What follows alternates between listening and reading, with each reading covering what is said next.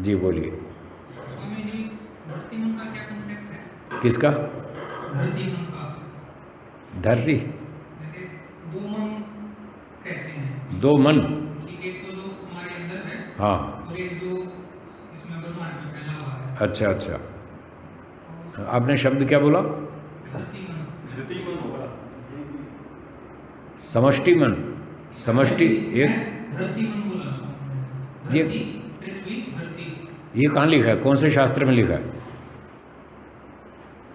कौन से शास्त्र में लिखा है? शब्द कहाँ से पकड़ा? हाँ वही तो, पहले शब्द शब्द बताओ ना, कहाँ का प्रश्न पूछ रहे हैं आप? सुना सुना है स्वामी जी। हम सुनी सुनाई बात पे चर्चा नहीं करते, हम शास्त्र की बात पे चर्चा करते हैं। दुनिया पता नहीं क्या क्या बोलती रहती है, हमने सबका ठेका थोड़ी लिया है। कोई कुछ भी बोलता रहे, जो बोलता उससे पूछो, जो मैं बोलता हूँ मुझसे पूछो, जो फलाना बोलता उससे पूछो, उसका ठेका मैंने थोड़ी लिया है। मैं या तो ऋषियों की बात का उत्तर दूंगा या मेरी बात का, बस। कोई वक्ता कुछ भी बोलता रहे, जो बोलता उसकी जिम्मेदारी उस पर है, वो जवाब देगा। मैंने तो बोला नहीं ये शब्द। टैली करने के लिए तो स्वामी जी सुना। ये कोई शास्त्र का वचन हो तो टैली भी करो। अब वो पागल लोग कुछ भी बोलते रहेंगे तो मैं उसका जवाब थोड़ी दूंगा। तो मन एक ही होता है। मन एक ही होता है। न्याय दर्शन में लिखा है हर जीवात्मा को एक मन दिया गया है, दो तीन नहीं है। आजकल के जो साइकोलॉजिस्ट हैं, साइकियाट्रिस्ट हैं, वो कॉन्शियस माइंड, अनकॉन्शियस माइंड, सब कॉन्शियस माइंड, कई कई तरह के मन मानते हैं। 5 प्रकार के मन मानते हैं। कौन कौन से? एक तो कॉन्शियस, 3 ही मुझे याद है। मुझे भी 3 याद है। चलो 3 तो याद हैं। चेतन, अवचेतन, मन। हाँ तो ये 3 जो मानते हैं ये गलत है। इन विचारों को ठीक से मालूम नहीं है। तन्मे मनः शिव संकल्पमस्तु, वेद का प्रमाण सुन लो, एक वचन है। और फिर एकम शब्द भी लिखा है इन रात्रि के मंत्रों में, शयनकालीन मंत्रों में। एकम यद अजिरम जविष्ठम तन्मे मनः शिव संकल्पमस्तु, एकम शब्द लिखा है। मन एक ही है। तो ये आजकल वाले अनाड़ी लोग हैं, गलत बोलते हैं। तो फिर स्वामी जी जो ऐसा देखने में आता है, जैसे माताएं होती हैं, इनका ज्यादा मोह होता है। ठीक है। तो अगर कहीं अप्रिय घटना होती है, जैसे उसके बेटे के साथ हुई ठीक या है। कुछ हुई है, ठीक है। तो उसके शरीर में कुछ कंपन हो जाती कंपन होता है, है, उसको जिसको आप टेलीपैथी कहते हैं।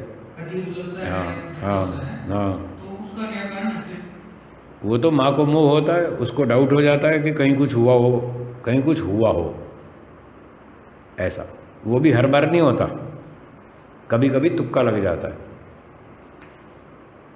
लोग इसको टेलीपैथी बोल देते हैं, पर टेलीपैथी में 20 बार ऐसे डाउट होता है और होता है 2 बार। 18 बार क्यों फेल हो गई आपकी टेलीपैथी? ये कोई साइंस थोड़ी है। आपकी साइंस में 100% नियम लागू होता है। आप स्विच ऑन करेंगे, करंट सप्लाई करेंगे तो पंखा 100 बार चलेगा, अगर पंखा ठीक है तो। पंखा ठीक है, करंट सप्लाई ठीक है, 100 बार बटन दबाएंगे 100 बार चलेगा। इसको साइंस कहते हैं। और उसको 20 बार इंट्यूशन हुआ कि मेरे बेटे का एक्सीडेंट हो गया, हुआ 2 बार, 18 बार क्यों नहीं हुआ? इसका मतलब ये कोई साइंस नहीं है, ये तुक्का है। और ऐसे तुक्के सिर्फ माँ के नहीं लगते, बहुत लोगों के लगते हैं, हमारे भी लगते हैं। हमको भी कई बार ऐसा लगता है। एक आदमी ने कहा था मैं 5:30 बजे आऊँगा मिलने, हमने कहा ठीक है। अब वो नहीं आया, 5:30, 5:45 हो गए, 6 बज गए, आया नहीं, तो हम आधे घंटे में पता नहीं क्या क्या सोचेंगे। उसका पंचर हो गया गाड़ी का, कहीं फाटक बंद हो गया, कहीं ट्रैफिक जाम हो गया, कहीं छोटा मोटा एक्सीडेंट हो गया, वो बीमार हो गया, कोई उसके घर पे मेहमान आ गया, उसकी माँ ने रोक लिया। 20 बात सोचेंगे। जो जो पॉसिबिलिटी है वो सारी सोचेंगे, और उसी में से कुछ ना कुछ होगा। उसी पॉसिबिलिटीज़ में से ही तो कुछ होगा ना, जो घटना हम सोच रहे हैं कि शायद ये हुआ हो, शायद ये हुआ हो। तो इसको बोलते हैं लॉ ऑफ प्रोबेबिलिटी, संभावना का नियम। जो सोचेंगे उसी में से ही कुछ होगा। इसका नाम टेलीपैथी थोड़ी है, ये तो कोई भी सोचेगा। हाँ जी, और बोलिए, प्रश्न बोलिए, इनको दो माइक। और प्रश्न है आपका? बोलिए। स्वामी जी, आज जो चर्चा चल रही थी सत्याग्रह प्रकाश में, तो उसमें शोधन का किसी ने पूछा था, चर्चा भी चल रही थी। जी। तो शोधन के संस्कार बनते हैं। बनते? तो संस्कार बनते हैं स्वामी जी कर्मों के। ठीक है। तो फिर शोधन में जो किसी को पूछ रहे थे कि मैंने गोली मार के पाप लगेगा या नहीं? हाँ, तो उसका उत्तर ये है, आपने पिछले 1 वर्ष में कितने स्वप्न देखे? महीने में 2-4 तो आते ही होंगे। महीने भर में 4 गिन लो एवरेज, और 12 महीने में 12 चौक 48, 50 सपने देखे। 50 में से कितने याद हैं? जिसको दोहराया किस- वही को तो एक आधी तो याद है। इसका अर्थ है कि स्वप्न के जो संस्कार होते हैं बहुत हल्के होते हैं, वो धूमिल होते हैं और वो खत्म हो जाते हैं, इसलिए उसका कोई पाप नहीं लगता। और जागृत अवस्था की जो घटनाएं होती हैं उनके संस्कार तीव्र होते हैं, गहरे होते हैं, वो हम बार बार रिपीट करते हैं, वो याद रहते हैं। स्वप्न के तो याद ही नहीं रहते, इसलिए वो बहुत हल्के होते हैं, इसका कोई कर्मफल नहीं होता। हमने जो स्वप्न में जो घटना की, मान लो किसी की तलवार से गर्दन काट दी, इससे किसी को नुकसान हुआ? स्वप्न में काटी गर्दन, किसी को नुकसान हुआ?